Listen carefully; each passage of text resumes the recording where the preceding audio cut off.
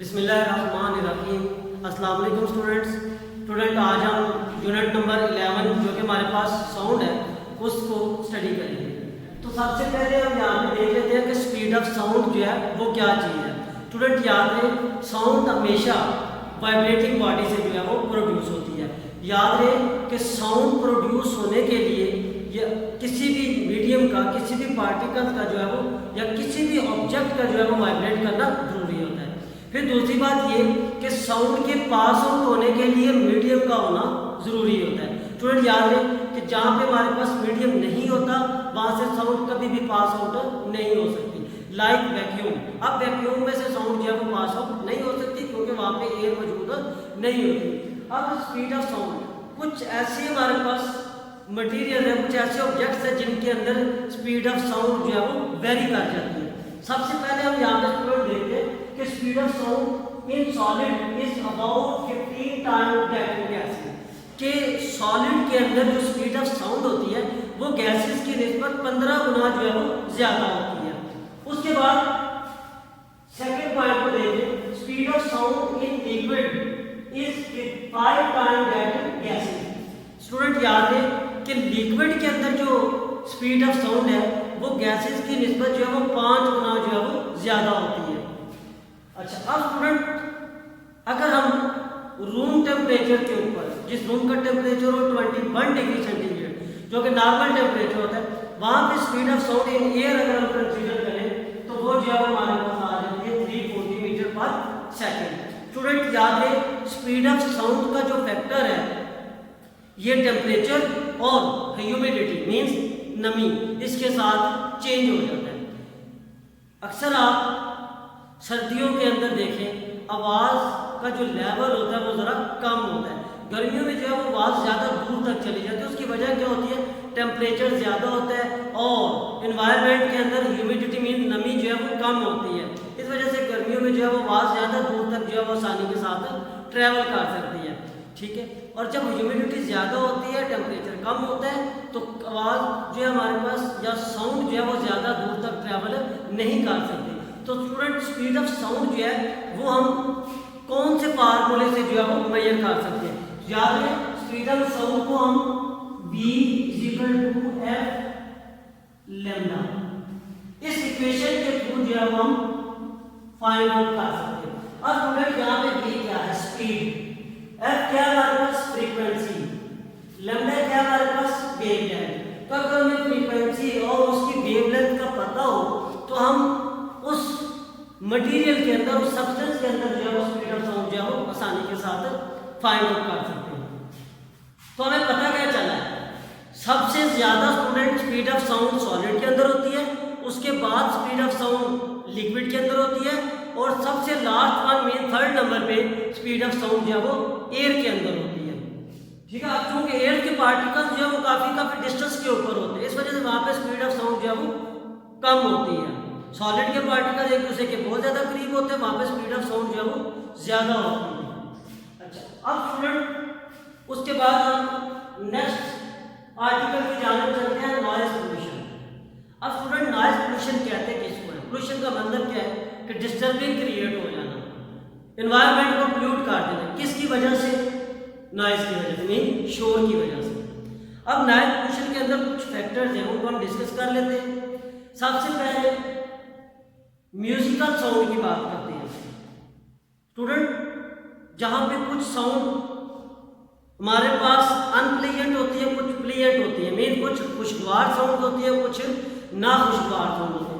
कुछ साउंड हमारे कानों को अच्छी फील होती है, कुछ साउंड जो है हमारे कानों को अच्छी सुनाई नहीं देती। Like radio, television, mobile phone और अदर प्रोग्राम वगैरह या किसी गिटार वगैरह किसी स्ट्रिंग की जो है साउंड आप सुन रहे हो वो आपको अच्छी फील होती है। जैसे कोयल की आवाज़ सुन रहे हो वो आपको अच्छी सुनाई दे रही होती है, मीन्स कि आपके कानों को उसका अच्छा असर फील हो रहा होता है, प्लीजेंट साउंड जो है वो आपको फील हो रही होती है। लेकिन इसी के कंपेयर कुछ साउंड ऐसी होती हैं जो हमारे कानों को नाखुशगवार महसूस होती है। उनमें साउंड कौन सी आ जाती है? फॉर एग्जाम्पल किसी भी साउंड का जो है वो अचानक जो है वो वाइब्रेट होके जो है वो आपको सुनाई देना, सडनली कोई भी दरवाज़ा तेज़ी से नॉक हो जाना, तो इस तरह की साउंड जो है वो हमारे कानों को नाखुशगवार जो है वो सुनाई देती है। अब म्यूजिकल साउंड की डेफिनेशन के अंदर चलते हैं। Such sound which has playing effect on our ear are called musical sound, कि ऐसी साउंड जो हमारे कानों को अच्छा फील हो रही हो उसको हम कहते हैं प्लेइंग साउंड। और उसके बाद हम चलते हैं नॉइस की तरफ, कि शोर क्या है। Sound which has jarring and unplaying effect on our ear, कि ऐसी साउंड जो हमारे कानों को नाखुशगवार महसूस हो रही हो उसको हम कहते हैं अनप्लेजेंट साउंड। ठीक है, अब अनप्लेजेंट साउंड के अंदर देखें स्टूडेंट, मैं इसकी एग्जांपल देता हूँ आपको, कि कभी भी किसी बड़े शहरों में आप लोग चले जाएं तो वहाँ पे सामान वगैरह शिफ्ट करने के लिए जो बड़ी मशीनरी का इस्तेमाल किया, बड़ी हैवी ट्रैफिक का इस्तेमाल किया जाता है, तो अचानक रोड के ऊपर किसी भी हार्न की आवाज़, किसी अलार्म की आवाज़, ठीक है, किसी और किस्म के साउंड की आवाज़, फॉर एग्जाम्पल एक ट्रक जा रहा है, फौरन पास से गुजरा, उसने हार्न दिया, वो साउंड जब हमारे कानों को नाखुशगवार महसूस होती है। तो इस तरह की साउंड से जो है वो और भी बहुत सी डिजीज जो है वो क्रिएट हो सकती है। फॉर एग्जाम्पल सबसे पहले देखें noise has negative effect on the human ear as it can cause condition, कि जो नॉइस शोर है हमारे पास, नॉइस पोल्यूशन है, वो ह्यूमन हेल्थ के ऊपर किस तरह इफेक्ट कर सकती है, किस तरह उसके ऊपर बुरा असर डालती है।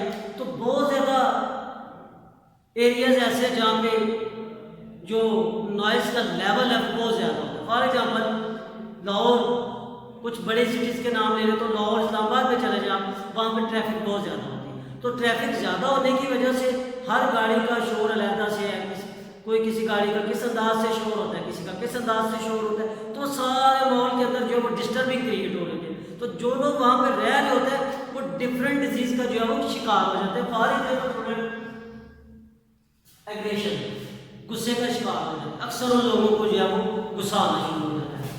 हाइपर टेंशन का शिकार हो जाते हैं, सोच में कमी आ जाती है, हाई स्ट्रेस लेवल, उनका ब्लड प्रेशर जो है वो हाई होना शुरू हो जाती है, नींद ज़्यादा आना शुरू हो जाती है। कभी कभार ऐसा होता है कि उनके कानों की जो समात है, मतलब सुनने की जो सलाहियत है, सेंसेशन जो है वो कम हो जाती है। ठीक होगा स्टूडेंट? तो same level of noise depend on, तो याद रहे स्टूडेंट कि साउंड लेवल जो है वो दो फैक्टर्स के ऊपर जो है वो डिपेंड की जाती है।